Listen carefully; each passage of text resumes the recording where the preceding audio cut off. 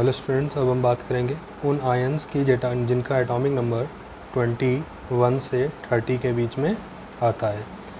ठीक है, तो इनको करने का तरीका थोड़ा सा अलग है, ध्यान रखिएगा। क्या करना है इस चीज़ को पहले समझते हैं। तो हमने आपको एलिमेंट्स इनके एटॉमिक फॉर्म में जब थे, आयनिक फॉर्म में नहीं थे, तब हमने इनका आपको इलेक्ट्रॉनिक कॉन्फ़िगरेशन करना बताया था। ठीक है, तो उसको आपको मालूम होना चाहिए, तभी आप इनके आयनिक फॉर्म को कर पाओगे। तो इनको करने का थोड़ा सा तरीका ध्यान रखें। जैसे हमें स्कैंडियम करना है, तो स्कैंडियम को जब हमने आपको बताया था इसके एटॉमिक फॉर्म में, ठीक है, एटॉमिक नंबर कितना होता है स्कैंडियम का 21। तो इलेक्ट्रॉनिक कॉन्फ़िगरेशन कैसे करेंगे, 1s2 2s2 2p6 3s2 3p6, फिर क्या करते थे 4s बाद में लिख लेते थे, तो 4s2, अब जितना बच गया उसको हम लोग डी में कर देते हैं 3d1। ठीक है, तो यहाँ पर आप समझेंगे आयन्स हैं, आयन्स वो भी कैसे हैं, पॉजिटिव चार्ज आयन्स है, मतलब कि जितना इनके ऊपर पॉजिटिव चार्ज हो उतने इलेक्ट्रॉन यहाँ से रिमूव हो जाएंगे। तो इनको ध्यान क्या रखना है, आप ऐसा नहीं करेंगे कि इनका एटॉमिक नंबर 21 है तो पहले से ही आप इसमें क्या करोगे 3 माइनस कर लोगे और एटॉमिक नंबर 18 का आप इलेक्ट्रॉनिक कॉन्फ़िगरेशन करोगे। अगर वैसे करेंगे तो आपका गलत हो जाएगा। ठीक है, तो ध्यान आपको देना है, हमें इनका इलेक्ट्रॉनिक कॉन्फ़िगरेशन करना है और इनके आयनिक फॉर्म में जब ये है, ठीक है, तो हम स्कैंडियम एटॉमिक नंबर कितना है इसका 21 है। तो हम कुछ इस तरह से करेंगे कि पहले इसके एटॉमिक फॉर्म में हमने आपको बताया था, उसको थोड़ा सा ध्यान रखना होगा।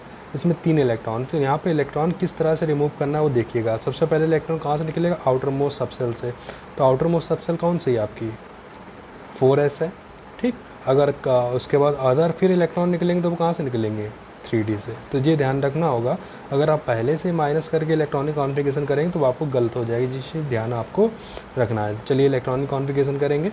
तो 1s2 2s2 2p6 3s2 3p6। ठीक, यहाँ तक हो गया हमारा।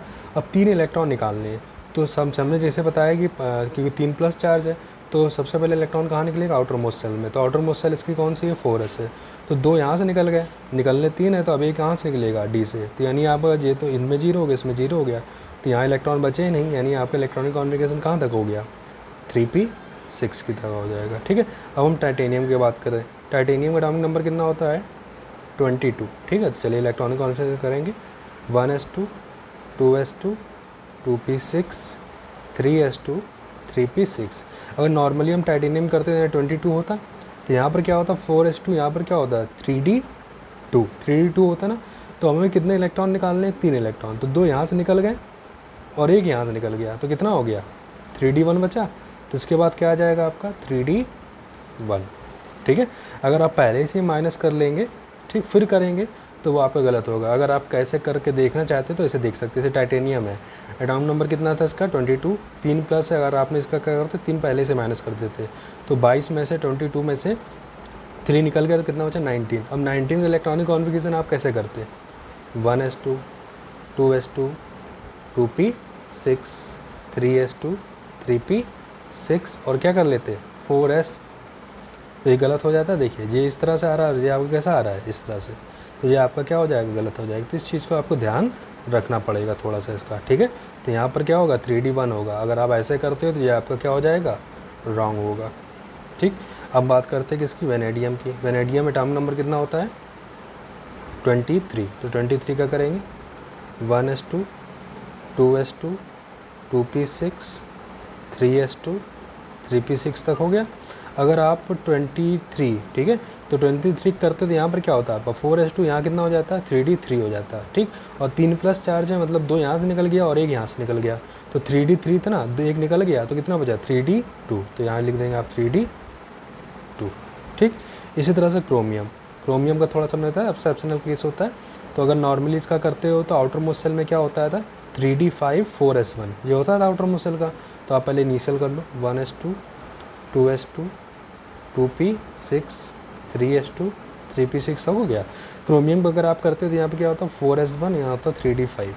ठीक, 3d5 होता, तो हमें कितने इलेक्ट्रॉन निकालने हैं 3, तो 4s1। ठीक, जो एक्सेप्शनल केस था हमने बताया ना हाफ फील्ड वाला होगा। तो यहाँ से आपका क्या होगा एक इलेक्ट्रॉन निकल गया कि 4s1 होगा। ठीक, और यहाँ 5 है, और तो 5 में से 2 और निकल गए, कितना बचा 3, तो यहाँ क्या हो जाएगा आपका 3d3।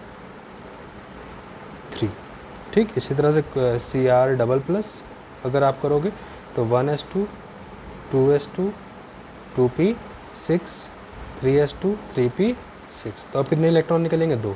तो एक तो s से निकल गया कि 4s1 और एक कहाँ से निकल गया? d में। तो बचा कितना आपका? 3d4। ठीक, इन आयनों का करने से पहले आपको इनके एटम का करना आना चाहिए, तभी आप इस चीज़ को समझ पाएंगे। अगर आप इनके एटॉमिक फॉर्म वाला नहीं देखा तो उसको पहले देखिए कैसे करना है, फिर इनके आयनिक फॉर्म को समझना होगा। ये थोड़ा सा अलग केस होता है, जैसे हमने 20 तक के आयन वाला बताया तो वो आपका सिंपल था, ये थोड़ा सा आपको ध्यान रखना होगा। इसी तरह से manganese 1s2 2s2 2p6 3s2 3p6। तो मैग्नीज का कितना होता है? 25। अगर आप करते हैं तो यहाँ पर क्या होता है? 4s2, यहाँ पर क्या होता है? 3d5। तो मैग्नीज पे डबल प्लस है यानी 4s2 चला गया, तो बचा क्या आपका? 3d5। इसी तरह से Mn ट्रिपल प्लस, ये आपको खुद करना होगा। ठीक है, इस तरह आयरन का बात करें तो 1s2 2s2 2p6 3s2 3p6। ठीक, आयरन एटॉमिक नंबर कितना होता है? 26 का करते हैं तो क्या होता है यहाँ पर आपका लास्ट में क्या होता है? 4s2, यहाँ पर क्या होता है? 3d6। ठीक, 3d6 होता है और 30 के ऊपर कितना चार्ज है? डबल प्लस मतलब 2 इलेक्ट्रॉन यहाँ से निकल गया 4s2 से, तो बचा क्या आपका? 3d6। इस तरह से कोबाल्ट एटॉमिक नंबर 27 करेंगे 1s2 2s2 2p6 3s2 3p6। ठीक, उसके बाद ये हो गया आपका। अब क्या देखना है? कोबाल्ट। अगर इसका 27 होता अगर करते तो यहाँ पर 4s2 होता, यहाँ पर होता है 3d7। तो इसके ऊपर डबल प्लस है, मतलब क्या हुआ? 2 इलेक्ट्रॉन निकल गए, तो 4s2 से 2 इलेक्ट्रॉन निकल गए तो बच कितना जाएगा? 3d7। ठीक है, तो यहाँ हो गया 3d7। इस तरह कोबाल्ट ट्रिपल प्लस, ये आप खुद करिएगा। ठीक, निकल एटॉमिक नंबर कितना होता है? 28। चलिए 1s2 2s2 2p6 3s2 3p6 हो गया। निकल 28 अगर करते हो तो क्या होता है? 4s2 और यहाँ होता है 3d8 और डबल प्लस है, मतलब 2 इलेक्ट्रॉन 4s2 से निकल गए, तो बचा क्या आपका? 3d8। ठीक, अब हम करते हैं Cu डबल प्लस। थोड़ा सा केस आपको ध्यान रखना, जब हमने इसको आपको कराया था तो क्या करा था? लास्ट में फुलफिल स्टेट का केस हो जाता है तो क्या लिखते हैं? 4s1 और यहाँ क्या करते हैं? 3d10 कर देते हैं, 3d10 कर देते हैं। तो चलिए 1s2 2s2 2p 2p6 3s2 और 3p6। तो लास्ट में इसका क्या होता है? 4s1 और 3d10 और डबल प्लस है, इसका मतलब क्या हुआ? एक इलेक्ट्रॉन आपको 4s1 में होगा और एक कहाँ से निकल जाएगा? 3d10, मतलब कितना बच जाएगा आपके पास? 3d9। ठीक, इसी तरह से आप ये वाला खुद करना होगा। अब हम जाते हैं Zn डबल प्लस। तो Zn डबल प्लस का एटॉमिक नंबर कितना? 30। इलेक्ट्रॉनिक कॉन्फ़िगरेशन तक करते तो क्या हो जाता है इसका? 3d लास्ट में क्या होता है? 4s2, यहाँ होता है 3d10 और डबल प्लस है, मतलब क्या हुआ? 4s2 से 2 इलेक्ट्रॉन निकल गए, बचा कितना आपका? 3d10। तो आप कर लो 1s2 2s2 2p 2p6 3s2 3p6 और 3d10। तो ये उन आयंस का इलेक्ट्रॉनिक कॉन्फ़िगरेशन है जिनका एटॉमिक नंबर 21 से 30 के बीच में आता है, और इसको समझने से पहले आपके इनके एटॉमिक फॉर्म वाले का इलेक्ट्रॉनिक कॉन्फ़िगरेशन समझना होगा, जिसको हमने प्रीवियस वीडियो में एक्सप्लेन करा था। तो वो अगर आपको आएगा तभी ये आप उसको कर पाएंगे। आप वैसे नहीं कर सकते इसको कि ऑलरेडी पहले से आप जितना चार्ज हो उतना इलेक्ट्रॉन माइनस कर दो। अगर आप करोगे तो हमने जैसा बताया था ये गलतियाँ होने की यहाँ पर पॉसिबिलिटी पाई जाती है। तो इस तरह से गलती हो सकती है, तो इस चीज़ गलती ना हो तो पहले इनके एटॉमिक फॉर्म वाले का इलेक्ट्रॉनिक कॉन्फ़िगरेशन आप समझ लीजिएगा, तभी इनके आयनिक फॉर्म वाले का करिएगा।